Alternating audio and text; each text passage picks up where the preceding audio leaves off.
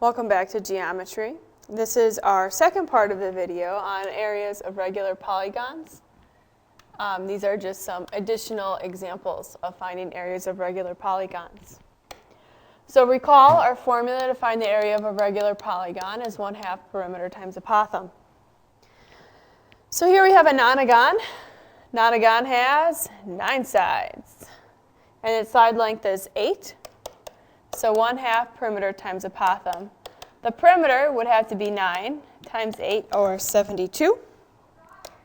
So we have 1/2 times 72. Now we need to find the apothem. So we're going to draw on our triangle.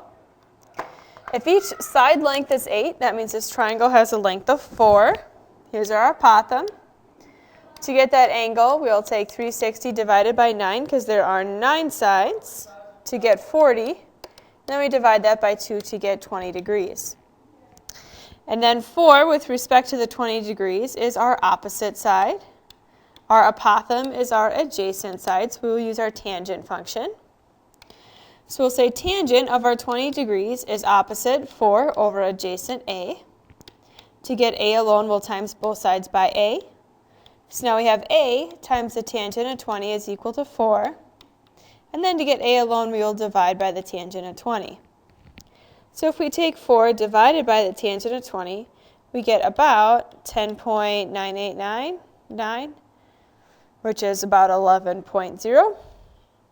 So we're going to use that value that we just got for our apothem, and we will times that by our perimeter of 72, and then by the half. And so the area of this nonagon is about 395.6 meters squared.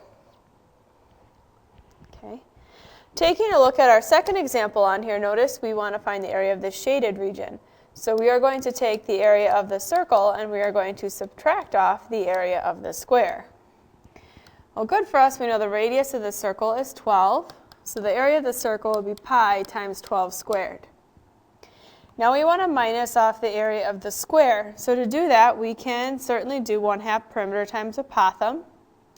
We can also form this triangle right here and just try to figure out what that side length is. So if we do that, this is 12. Now this is a square, so if we do 360 divided by 4, because there are 4 sides, that gives us 90. Divided by 2, we know that is a 45. So this is a 45, 45, 90. So since this is 12, to get the apothem, we would have to divide it by the square root of 2.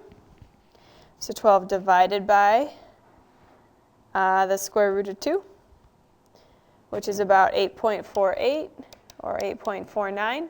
So that's actually going to be that same length as the side.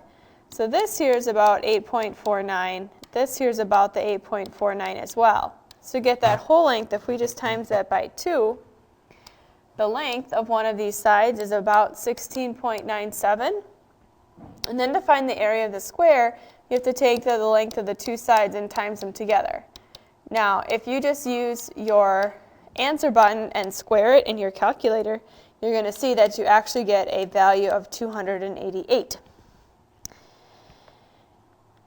So if we do pi times 12 squared, we have 452.389, and then we subtract off our 288. We end up getting an area of about 164.4 meters squared. Now there is certainly more than one way to find the area of that square. When you're doing this, you can do 1/2 perimeter times apothem, but once when we had one side length, because this is a square, it's very easy to just do length times width or base times height. Do 2 more examples on this. Next up, we have this. We're going to find the shaded, which is a hexagon inscribed in a circle. So we're going to take our circle and minus off our hexagon. So the circle is pi times 25 squared. Our hexagon will be 1/2 perimeter times apothem. So here, we know this is 25, and that's all we have to go off of, so we're going to use that 25 to help us out. Now, since there are 6 sides in a hexagon, we'll do 360 divided by 6 to give us 60, and divide it by 2 to give us 30 degrees. And this now is a 30, 60, 90. Well, since this is a 30, 60, 90, we can reference our 30, 60, 90 triangle, where our sides are x, 2x, and x squared root of 3. So if this hypotenuse here is 25, half of that, or 12.5, would be our short leg. And then if we take that times the square root of 3, that would be our longer leg, or our apothem in this case. Well, if this little bit here is 12.5, the whole length must be 25, so the perimeter should be 25 times 6, or 150. And the apothem we just found out was 12 square root of 3. So pi times 25 squared is, let me clear out a little bit of room here to write. Pi times 25 squared is 1,963.495. And then we're going to subtract off. If we take 1/2 times 150 times 12 square root of 3, we end up getting 1,558.845. And so if we subtract that off of our 1,963.495, we end up getting an area of about 404.6 feet squared. All right, and let's just do one last problem, which is dealing with circles. So here we're told the circumference of a circle is 13 pi. Units, what's the area? Well, first off, circumference is 2 pi r. So if the circumference is 13 pi, we can make that equal to 2 pi r. If we divide by 2 pi, we can get our radius. Well, the pi's cancel. 13 divided by 2 is 6.5.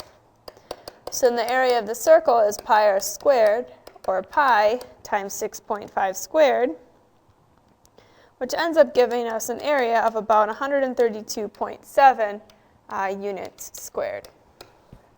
So this was 4 more examples, 3 dealing with regular polygons, and 1 dealing with some more circles.